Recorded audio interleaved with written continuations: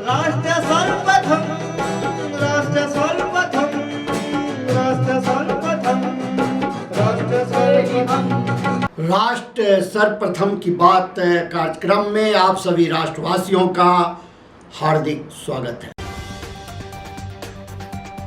केंद्र एवं राज्यों में पुरानी पेंशन को लेकर आंदोलन जारी है। जनवरी 2024 में भूख हड़ताल और अनिश्चितकालीन हड़ताल की तैयारी हो रही है। हालांकि अभी देश में अनिश्चितकालीन हड़ताल की तिथि की घोषणा होना बाकी है। 8वें वेतन आयोग के गठन को लेकर केंद्र सरकार ने 2 टूक जवाब दिया है। उस पर करीब 2 करोड़ कर्मचारियों एवं पेंशनरों की नाराजगी देखी जा रही है। कर्मचारी संगठनों ने केंद्र सरकार द्वारा 8वां वेतन आयोग गठित न करने के फैसले को अत्यंत दुर्भाग्यपूर्ण बताया है।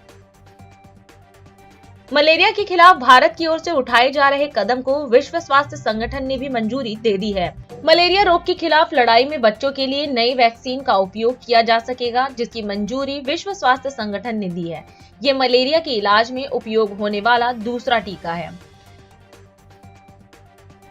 कांग्रेस नेता राहुल गांधी ने साथी विपक्षी सांसदों के निलंबन के खिलाफ विरोध प्रदर्शन में भाग लेते हुए संसद सुरक्षा उल्लंघन को बेरोजगारी से जोड़ा।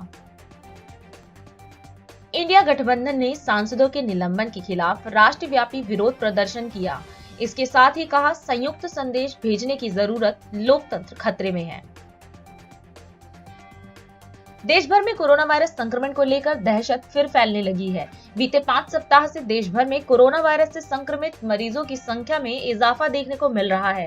आंकड़ों के मुताबिक जीनोम सीक्वेंसिंग के लिए आए मरीजों के सैंपल में नया वेरिएंट देखने को मिल रहा है। अयोध्या में राम मंदिर के भव्य उद्घाटन की तैयारी पूरी हो चुकी है। देश भर से भक्त राम मंदिर पहुंचने की तैयारी में जुटे हैं। अयोध्या का भी इसे देखते हुए कायाकल्प कर दिया गया है। देश भर से बड़ी संख्या में श्रद्धालु अयोध्या पहुंचेंगे। इसे देखते हुए अयोध्या में कई स्तर पर सुविधाएं दुरुस्त किए जाने का काम जारी है। दिल्ली नगर निगम में विपक्ष के नेता राजा इकबाल सिंह ने मेयर शैली ओबरॉय पर भारतीय जनता पार्टी के पार्षदों को बैठक में आमंत्रित नहीं करने को लेकर पक्षपातपूर्ण व्यवहार करने का आरोप लगाया। दिल्ली के स्वास्थ्य विभाग ने कोरोना वायरस के मामलों में वृद्धि के बीच प्राधिकारियों को आरटी-पीसीआर जांच के लिए पर्याप्त संख्या में नमूने भेजने का आदेश दिया। दिल्ली की एक अदालत ने यस बैंक में कथित वित्तीय अनियमितताओं से जुड़े धन शोधन मामले में बैंक के सह संस्थापक राणा कपूर को जमानत दे दी। हालांकि वह फिलहाल जेल से बाहर नहीं आएंगे, क्योंकि केंद्रीय अन्वेषण ब्यूरो द्वारा दर्ज संबंधित मामले में उन्हें जमानत नहीं दी गई है। नागपुर की एक फैक्ट्री में 17 दिसंबर को हुए विस्फोट में जान गंवाने वाले 9 लोगों का वीरवार को अंतिम संस्कार कर दिया गया। खबरों की माने तो बाजार गांव में स्थित विस्फोट बनाने वाली कंपनी सोलर इंडस्ट्रीज की कास्ट बूस्टर इकाई में हुए विस्फोट में 6 महिलाओं समेत 9 लोगों की मौत हो गई थी। लोकप्रिय जन जन की आवाज, सत्य के पुजारी, ना काहू से दोस्ती ना काहू से बैर, मार्ग पर चलने वाले, राष्ट्र सर्वप्रथम का उद्घोष। इंडिया दर्पण हिंदी दैनिक अपने स्थापना के 28 वर्ष सफलतापूर्वक गुजारकर 16 दिसंबर 2023 को 29वें वर्ष में प्रवेश करने जा रहा है। समस्त राष्ट्रवासी, विज्ञापनदाता, पाठक, शुभ चिंतकों को इंडिया दर्पण दैनिक मदर इंडिया पत्रिका परिवार की ओर से हार्दिक शुभकामनाएं।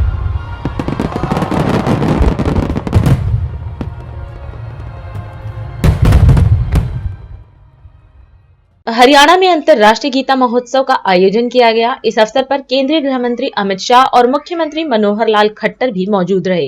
इस दौरान कार्यक्रम को संबोधित करते हुए शाह ने कहा कि देश के हर हिस्से, दुनिया के हर कोने में गीता का संदेश पहुंचना चाहिए। इसलिए हमारी सरकार ने 2016 से अंतर्राष्ट्रीय स्तर पर गीता महोत्सव मनाने की शुरुआत करवाई और यह महोत्सव महज 7 साल में ही इसके सभी उद्देश्यों की सफलता की ओर जा रहा है।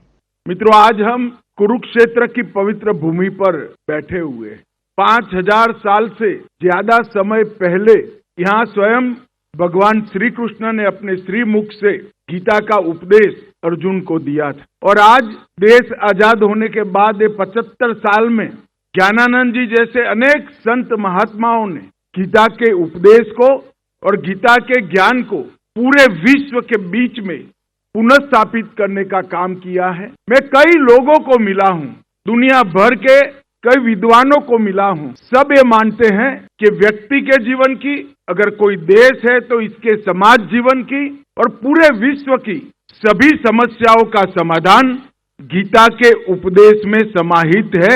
इसके बाहर जाने की जरूरत। श्री कृष्ण ने कहा था कि अर्जुन, ये युद्ध का समय है, सामने कौन है वो नहीं देख सकते हो, तेरा धर्म है कि तुम युद्ध करो, मगर वो युद्ध खुद के लिए नहीं, वो युद्ध समग्र पृथ्वी पर धर्म के स्थापन के लिए था, अनेक जीवों के कल्याण के लिए। और यही ज्ञान को आज मैं बड़े सम्मान के साथ ज्ञानानंद जी महाराज को कहना चाहता हूं कि एक व्यक्ति गीता को प्रचलित करने के लिए, गीता को स्वीकृत करने के लिए और विशेषकर देश और विदेश में गीता के ज्ञान को प्रचारित करने के लिए क्या कर सकता है, इसका अगर उदाहरण ढूंढना है तो ज्ञानानंद जी महाराज आपके जीवन का सबने अध्ययन करना।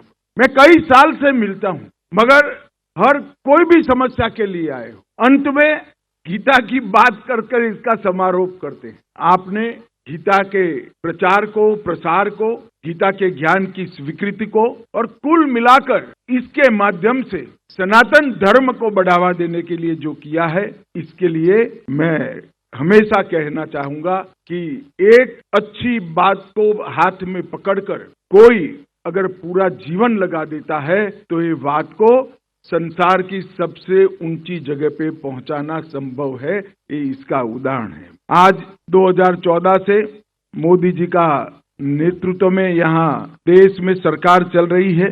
मोदी जी ने ही 2014 में इसी गीता महोत्सव में भावना रखी थी कि इसका अंतर्राष्ट्रीय स्वरूप होना। मैं मनोहर लाल जी को बहुत बहुत साधुवाद देना चाहता हूँ कि वो 15 में मुख्यमंत्री बने और 16 से गीता महोत्सव को अंतर्राष्ट्रीय गीता महोत्सव करने का काम। और आज असम भी आज के महोत्सव का हिस्सेदार है और श्रीलंका भी आज के महोत्सव का हिस्सेदार है।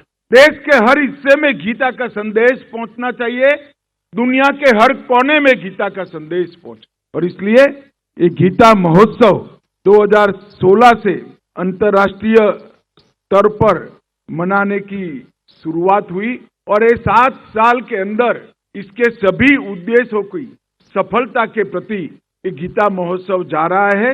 इसका न केवल मुझे सनातन धर्म के सभी मत अवलंबन करने वाले लोगों को बहुत बहुत आनंद और हर्ष है। व्यक्ति, समाज, राष्ट्र और विश्व के सभी समस्याओं का समाधान गीता के उपदेश के अंदर है।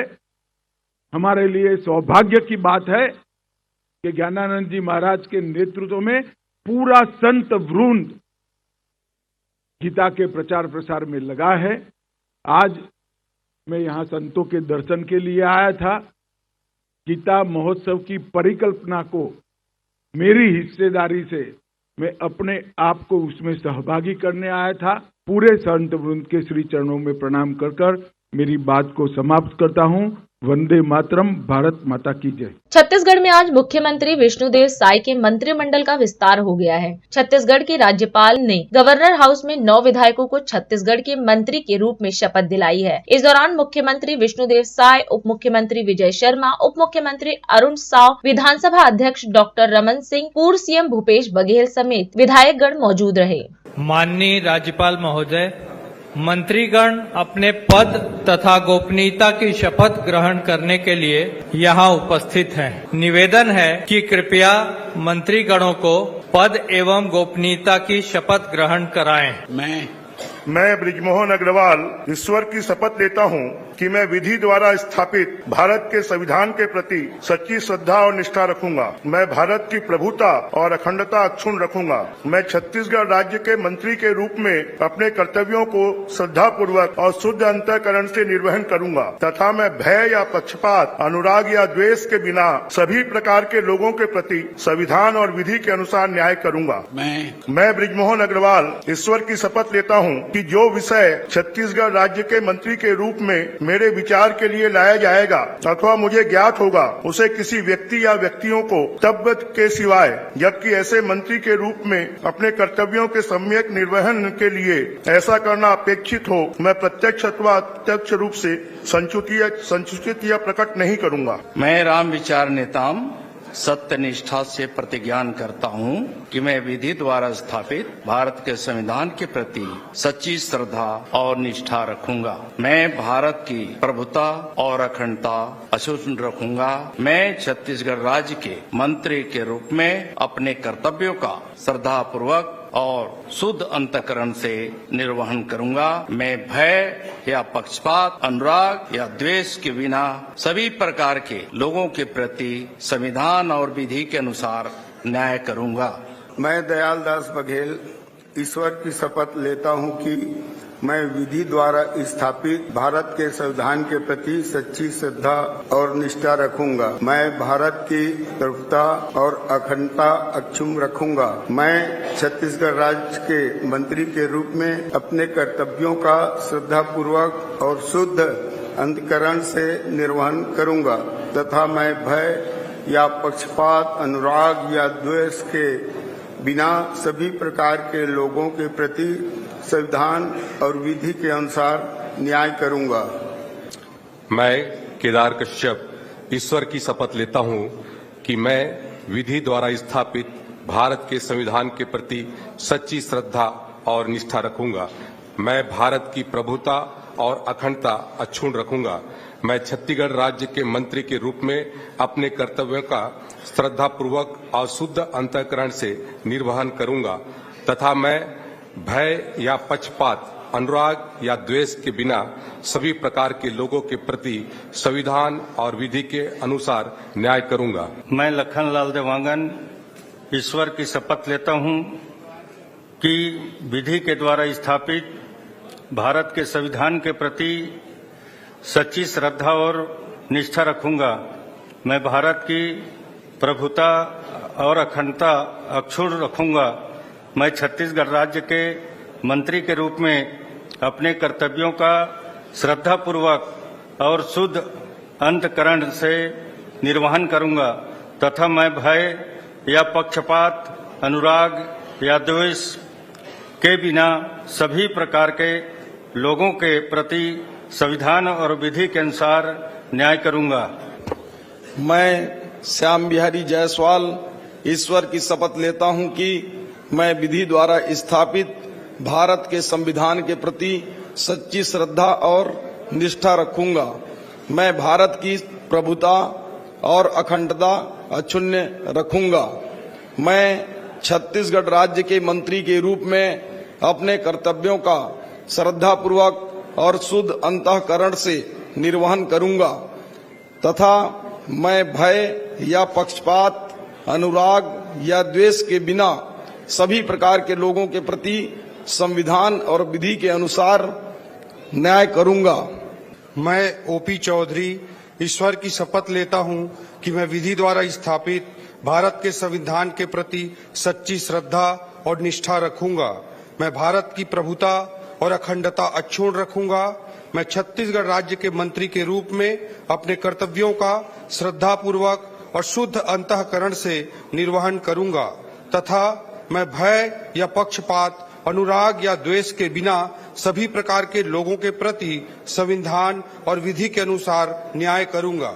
मैं लक्ष्मी राजवाड़े ईश्वर की शपथ लेती हूं कि मैं विधि द्वारा स्थापित भारत के संविधान के प्रति सच्ची श्रद्धा और निष्ठा रखूंगी।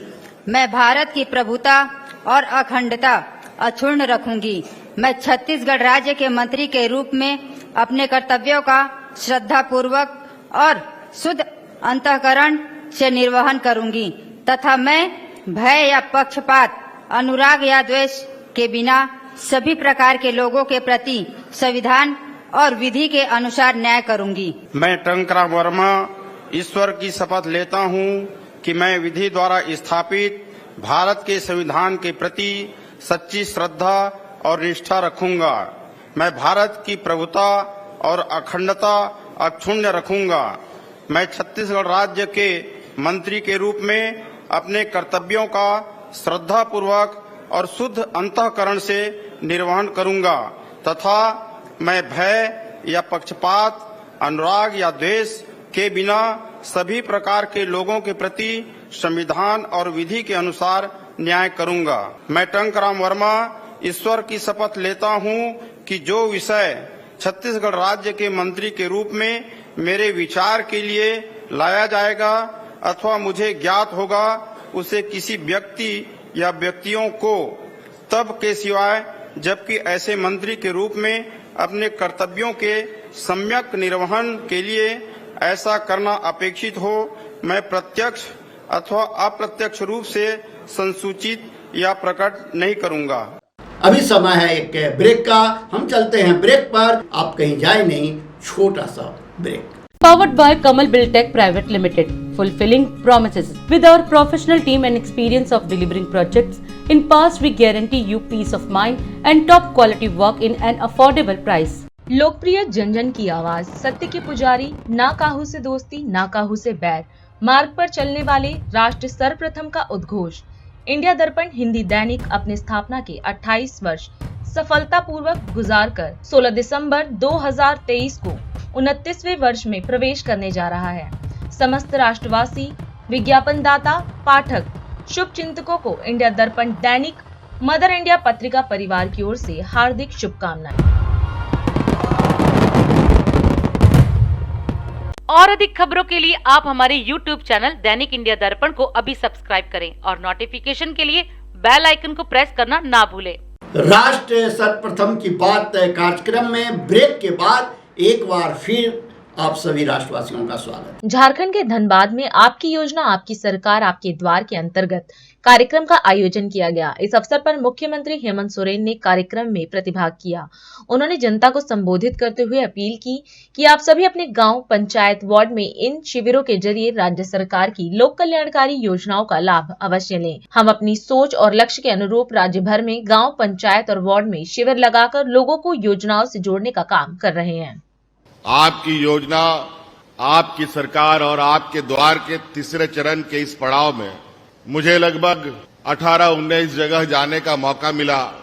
वैसे तो ये शिविर और ये योजना पूरे राज्य में हजारों की संख्या में पंचायत, गांव, टोले, मोहल्ले, वार्ड के अंदर भी सरकारी कर्मचारी शिविर लगाकर आपकी समस्या का समाधान कर रहे हैं। और इसका जहां जहां मौका मिला वहां जाकर के हमने खुद से सरकार के द्वारा चलाए जा रहे योजना की क्या प्रगति है, लोग काम पे हैं कि नहीं है, इसका लाभ हमारे ग्रामीणों को मिल रहा है, हमारे जनमानस को मिल रहा है कि नहीं मिल रहा है, इसका आकलन करने के लिए हम लोग आए हैं। आप सबको इस योजना के बारे में जानकारी होगी, ऐसा मैं आशा करता हूं। ये तीसरा चरण का कार्यक्रम है।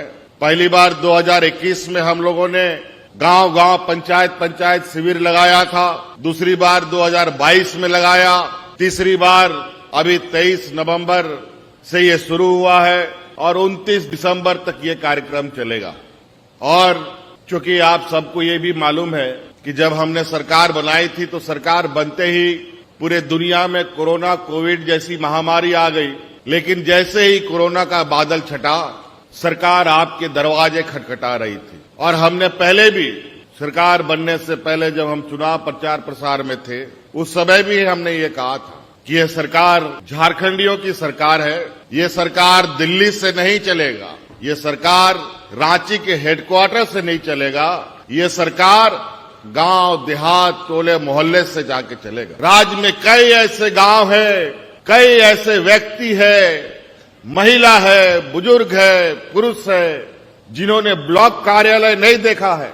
आज भी उनको नहीं पता है कि बीडीओ सीओ कौन है। डीसी एसपी की तो बात बहुत दूर की बात है। इसलिए हमने ये तय किया है कि आज जो हमारे ग्रामीण ठगे जाते हैं, आने वाले समय में इसको बंद करना पड़ेगा। जब हमने पहला शिविर लगाया तब गांव देहात से 35 लाख समस्याओं के आवेदन आए। दूसरा शिविर हम लोग लगाए तो लगभग 55 लाख हमको गांव देहात से समस्याओं के आवेदन आए। और अब तीसरा चरण का कितना आवेदन आएगा ये तो 29 तारीख के बाद पता चलेगा। फिर हम लोगों ने गांव के जो समस्या, गांव के जो आवेदन और राज्य का जो तकलीफ है, इन सब की सूची बनाई। पहला, दूसरा, तीसरा, चौथा, पांचवा, आठवां, नौवां, 10वां कौन सा काम पहले आगे करें, पीछे करें, किस तरीके से करें, इसका कार्य योजना हम लोगों ने बनाना शुरू किया।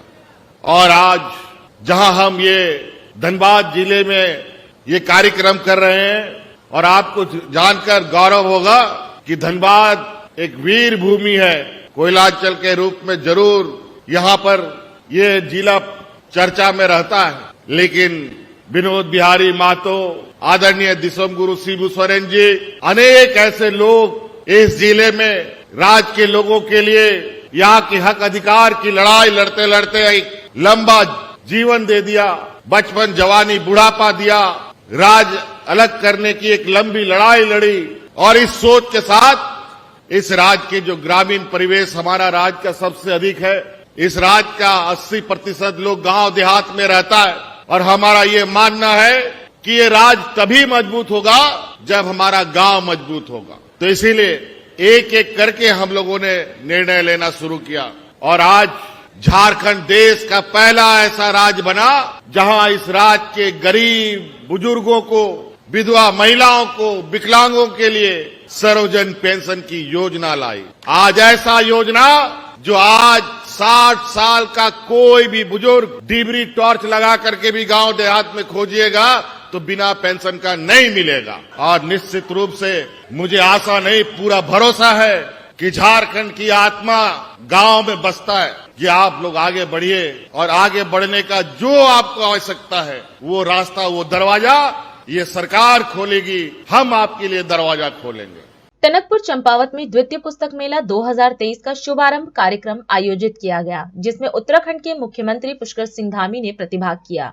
इस अवसर पर कार्यक्रम को संबोधित करते हुए सीएम धामी ने कहा कि पुस्तक मेला आयोजन समिति ने जो पुस्तक मेले की परंपरा शुरू की, वह टनकपुर के साथ ही पूरे राज्य में पुस्तक मेले के आयोजन के लिए प्रेरणा देगा।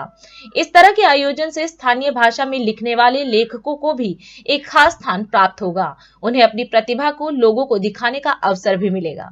मैं सबसे पहले तो आप सभी को आज इस आयोजन के लिए अपनी ओर से बहुत बधाई देता हूँ, बहुत शुभकामनाएं देता हूँ। पुस्तक मेला आयोजन समिति ने टनकपुर में प्रतिवर्ष पुस्तक मेला की ये जो परंपरा प्रारंभ की है, वह निश्चित रूप से केवल टनकपुर क्षेत्र के लिए, चंपावत क्षेत्र के लिए या आसपास के क्षेत्रों के लिए नहीं, वरन समस्त उत्तराखंड के अंदर ये मेला एक पाथे का कार्य करेगा, और जगह पर भी इस प्रकार के मेले आयोजित करवाने में निश्चित रूप से लोगों को कहीं न कहीं प्रेरणा देने का काम करेगा।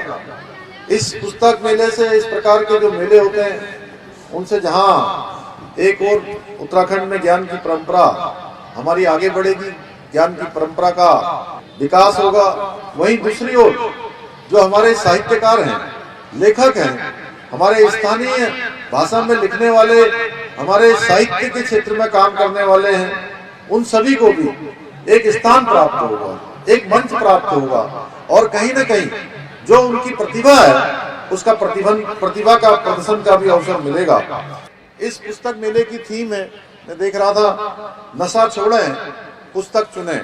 ये निश्चित रूप से आप समझ सकते हैं कि हमें अपनी भावी पीढ़ी के लिए नशे को ना कहना, नशे से दूर रखना, और पुस्तकों को, इस प्रकार ज्ञान के भंडार को, और मैं सच कहूं तो पुस्तकें दिमाग को खुराक देने का काम करती हैं, दिमाग को पोषण देने का काम करती हैं। इसलिए पुस्तकों को हाँ कहना है, और जो खराब चीजें हैं उनको ना कहना है। भाइयों बहनों, उत्तराखंड में हम पूरी शक्ति के साथ ड्रग ट्रैफिकिंग को रोकने के लिए, इसके तंत्र को पूरी तरह से ध्वस्त करने के लिए निरंतर प्रयास कर रहे हैं, क्योंकि नशा केवल एक व्यक्ति को ही नहीं बल्कि उसके सारे परिवार, समूचे सामाजिक परिवेश को पूरी तरह से ध्वस्त कर देता है, इतनी हानि पहुंचाता है जिसकी हम कल्पना नहीं कर सकते। नशे के कारोबार से जुड़े हुए व्यक्ति न केवल कानून बल्कि समाज के भी दुश्मन हैं। यदि हमें अपने सामाजिक ढांचे को सशक्त करना है, लोगों के जीवन स्तर को ऊंचा उठाना है, तो हमें संकल्प लेकर ये जो नशे का दानव है, नशे का जो राक्षस है, नशे की जो विकृति है, उस विकृति को समाप्त करना होगा। उसके लिए हमें संकल्प लेना होगा। आदरणीय प्रधानमंत्री जी से प्रेरणा लेकर हम निरंतर इस दिशा में आगे बढ़ रहे हैं। हमने वर्ष 2025 तक ड्रग्स फ्री देवभूमि का हमने संकल्प लिया है और राज्य सरकार इस दिशा में तेजी से आगे बढ़ रही है। लेकिन राज्य सरकार के साथ साथ हम सब लोगों को भी आगे बढ़ना होगा। हम लोगों को भी अपने अंदर जागरूकता लानी होगी। मैं अपने प्यारे बच्चों से भी कहना चाहता हूँ कि हमारे बेटे हैं, बेटियां हैं, यहाँ बैठे हैं बड़ी संख्या में छात्र छात्राएं, अपने आसपास कहीं भी नशे की कोई भी खराब चीज हमको दिखाई देती है तो सबको सावधान करना है और स्वयं भी सावधान हो जाना है। जहां एक और नशे के खिलाफ अभी हम जागरूकता पैदा करने का काम कर रहे हैं, वहीं दूसरी ओर इसकी तस्करी से जुड़े हुए अपराधियों के खिलाफ कड़ी कार्रवाई भी की जा रही है। हमारे प्रधानमंत्री आदरणीय मोदी जी के नेतृत्व में मार्गदर्शन में नशे को रोकने के लिए एनकोड की व्यवस्था की गई है। उसकी लगातार समीक्षाएं होती हैं, लगातार बैठकें होती हैं और हम दूर दूर तक जो नशे के काम को संचालित करने का काम करते हैं उन तक पहुंचने का भी हर संभव प्रयास कर रहे हैं कि ठीक जहां से इसकी जड़ शुरू होती है उस जड़ को समाप्त किया जाए। एक बात और मैंने अनुभव की है, आजकल हम लोग किताब नहीं खरीदते। सच बताऊं तो किताब खरीदना भी एक प्रकार की समाज सेवा है, क्योंकि इससे जहां एक और हम स्वयं को तथा उस किताब को पढ़ने वाले के ज्ञान में वृद्धि करते हैं, वहीं छोटे से कार्य से, इस छोटे से कार्य से जो हमारे पुस्तक विक्रेता होते हैं, किताब लिखने वाले होते हैं, किताब छापने वाले होते हैं, कहीं न कहीं उनके जीवन में भी हम कुछ मदद करने का काम भी करते हैं। और इस पुस्तक मेले के आयोजन के लिए आपको सभी को एक बार से फिर से शुभकामनाएं करते हुए मैं अपनी बात समाप्त करता हूं। बहुत बहुत धन्यवाद। 143 दलों के सांसदों के निलंबन के खिलाफ इंडिया गठबंधन के नेताओं ने जंतर मंतर नई दिल्ली पर विरोध प्रदर्शन किया। इस दौरान प्रदर्शन को संबोधित करते हुए कांग्रेस अध्यक्ष मल्लिकार्जुन खड़गे ने कहा कि संविधान और लोकतंत्र के तहत सभी को बोलने का अधिकार है और यह अधिकार कोई नहीं छीन सकता। इसके साथ ही उन्होंने सांसदों के निलंबन की जमकर आलोचना की। वहीं इस अवसर पर कांग्रेस नेता राहुल गांधी ने भी संबोधित करते हुए संसद में हुई घुसपैठ पर सवाल खड़े करते हुए कहा कि जब हमने ये सवाल संसद में उठाया तो 143 दलों के सांसदों को निलंबित कर दिया गया। मैं इतना ही कहूंगा कि आज इंडिया अलायंस के सभी नेता यहाँ पर आए, इसीलिए मैं उनका सबका धन्यवाद करता हूँ। इस देश के डेमोक्रेसी को खत्म करने के लिए ही 146 एमपीज को इन्होंने बाहर निकाला। कोई कुछ नहीं बोला। एमपीज में दूर दूर बैठे थे, मुंह भी नहीं खोले थे, बोलने का बाद उनको समय भी नहीं मिला, लेकिन उसको सस्पेंड किया गया। सस्पेंड करने के बाद हमने बाहर सभी मिलके गांधी स्टैचू के पास सत्याग्रह किया। संविधान के तहत, डेमोक्रेसी के तहत सबको बात करने का हक है और वो आजादी आप छीन नहीं ले सकते। वो आजादी हमको मिली है जवाहरलाल नेहरू से, वो आजादी हमको मिली है महात्मा गांधी से, वो आजादी हमको मिली है डॉक्टर अंबेडकर से। तो इसलिए भाइयों हमको लड़ना है और ज्यादा से ज्यादा एक होकर हमको लड़ना है। कुछ दिन पहले पार्लियामेंट हाउस में 2-3 युवा जंप करके अंदर आ गए। सबसे पहली बात, अंदर कैसे आए? सिक्योरिटी ब्रीच की बात हुई, सही है। अंदर कैसे आए? पार्लियामेंट के अंदर वो गैस का सिलेंडर ले आए। दूसरा सवाल, उन्होंने ये प्रोटेस्ट क्यों करी? उसका कारण क्या था? बेरोजगारी। देश में भयंकर बेरोजगारी। इस देश का युवा आज रोजगार नहीं पा सकता है। इसीलिए ये जो युवा थे जिन्होंने सिक्योरिटी ब्रीच जरूर की, वो भी आपकी गलती है, इसलिए वो पार्लियामेंट हाउस में कूद कर आए। 2 सवाल पूछे और 150 लोगों को उठा के बाहर कर दिया। ये जो 150 लोग हैं, ये सिर्फ व्यक्ति नहीं है, ये हिंदुस्तान की जनता की आवाज है। हम सब ऑपोजिशन के नेता, ऑपोजिशन के कार्यकर्ता एक साथ खड़े हैं। और अधिक खबरों के लिए आप हमारे YouTube चैनल दैनिक इंडिया दर्पण को अभी सब्सक्राइब करें और नोटिफिकेशन के लिए बेल आइकन को प्रेस करना ना भूलें। आज हम इस कार्यक्रम में आपसे विदा लेते हैं। आप अन्य खबरों के लिए बने रहे। राष्ट्र सर्वप्रथम, वंदे मातरम, जाग उठा है भारत। राष्ट्र सर्वप्रथम, राष्ट्र सर्वप्रथम, राष्ट्र सर्वप्रथम, राष्ट्र सर्वप्रथम।